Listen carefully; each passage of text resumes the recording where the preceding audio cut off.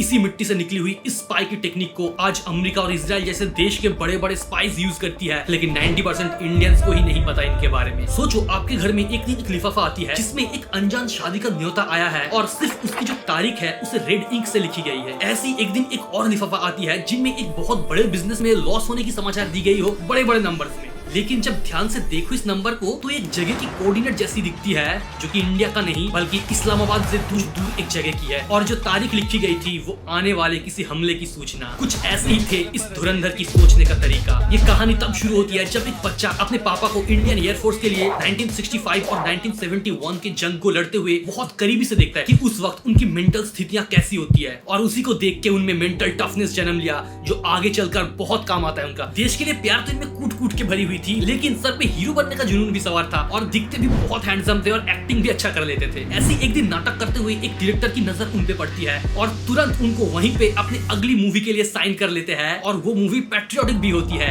इनकी तो खुशी का ठिकाना ही नहीं रहा, लेकिन जो टर्म्स एंड कंडीशंस थे वो बहुत अजीब तरीके के थे। जैसे कि पहला, अपने आने वाली जिंदगी में कोई और मूवी साइन नहीं कर सकते हैं, इसी में काम करनी पड़ेगी। दूसरी, कोई सैलरी नहीं मिलेगी। तीसरी और सबसे बड़ी कंडीशन, जो शूटिंग की लोकेशन थी वो पाकिस्तान में थी। और फिर क्या, दिल्ली में उसकी ट्रेनिंग हुई, पाकिस्तान का लैंग्वेज, भाषा, तौर तरीके, रहना खाना सब कुछ सीखा और 1975 में वहाँ के कॉलेज में एडमिशन ले लिया और पाकिस्तानी मिलिट्री में क्लर्क की नौकरी ज्वाइन की। फिर अगले 8 साल तक बिना एक बार भी चुके अपना ड्यूटी निभा। पाकिस्तान की सारी core entails like future plan, हमले की सूचना, सब कुछ हाई सिक्योरिटी इनकोडेड मैसेज के थ्रू चिट्ठी में लिखकर इंडिया भेजता रहा। यही वो रोल था जिनके लिए उन्हें चुना गया था। वो डायरेक्टर इंडिया के director general of military intelligence थे, और ये एजेंट भारत का अपना ब्लैक टाइगर, आज तक के रॉ का सबसे खूंखार एजेंट AKA रविंद्र कौशिक थे।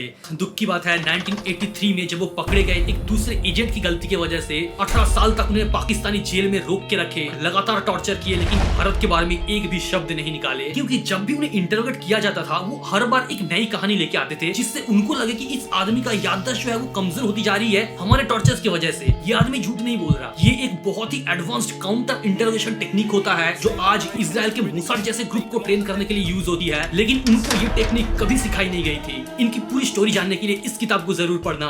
जय हिंद, जय भारत।